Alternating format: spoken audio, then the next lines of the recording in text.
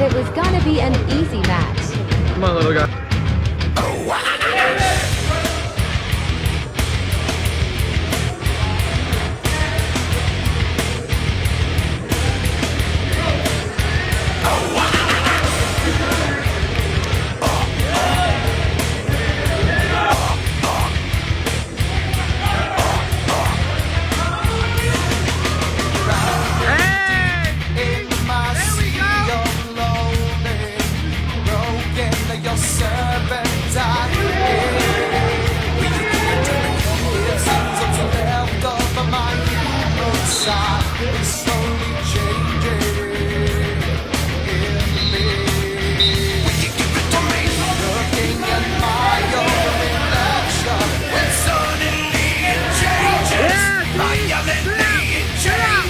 Come on, Keith.